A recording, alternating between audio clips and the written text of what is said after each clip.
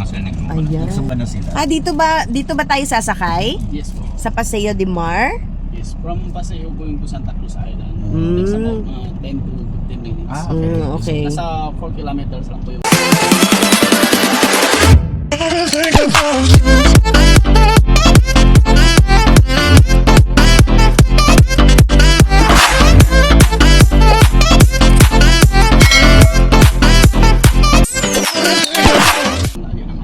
Yan ba yon yung nakikita Yes. dito? Ayan na yung yun. Great Santa Cruz Island. Ah, Then okay. yung sa kabila is yung Little Santa Cruz Island. Little. Oh, Great, okay. little. And the other one is? Yun, dalawa lang po. Dalawa. Yes po. So yung Great Santa Cruz Island, it includes yung beachfront area hanggang doon sa buildings.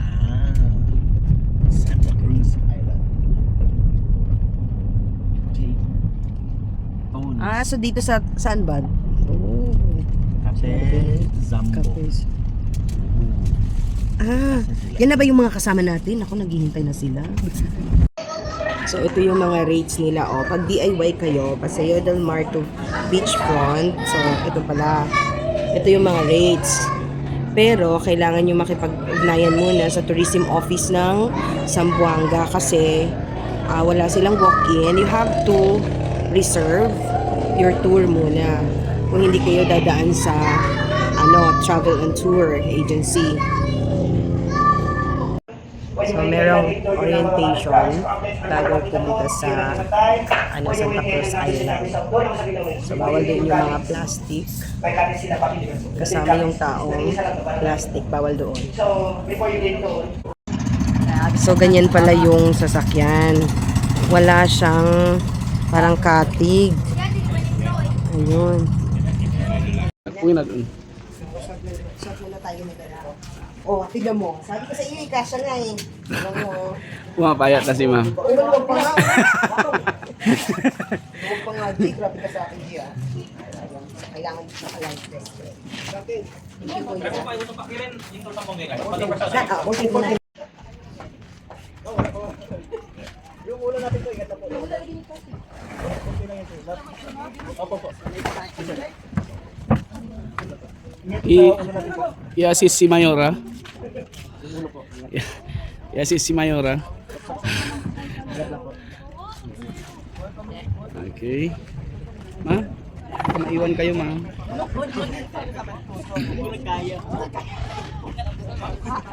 Yung, sir, yung dala po, pwede sa loob tayo, sir. Sa loob po tayo, sir. Asok po kayo sa loob, sir. Kasi,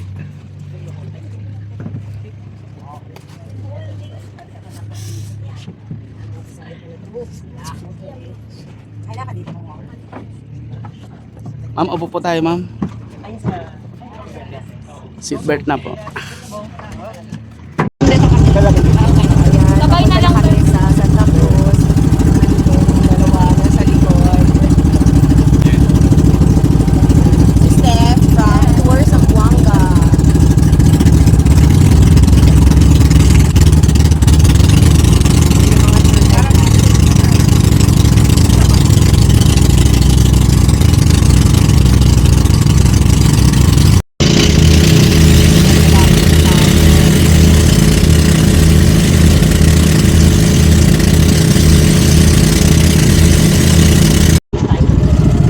Yan na. Depende si available nila president pero di hanay lang muna. Okay, so, Okay naman sila kasi yung lang dyan. Kaya yun naman mag-update sa kanila naman.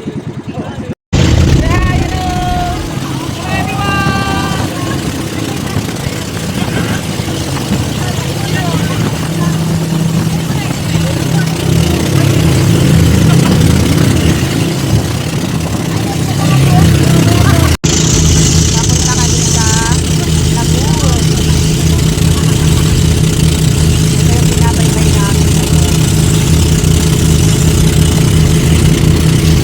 So,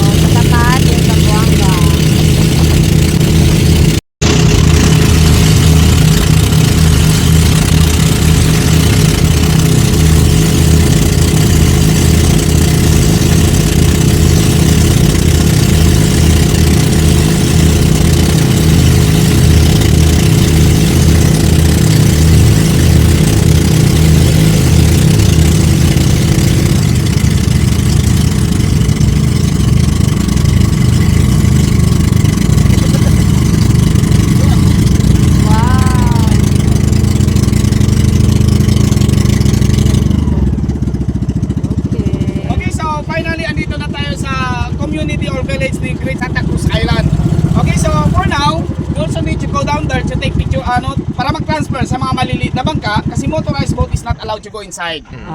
Okay, so ang mangyayari kasi baka masisira pa yung mga nature natin. No, most probably yung mga roots ng mga bakawan o yung mga seagrasses.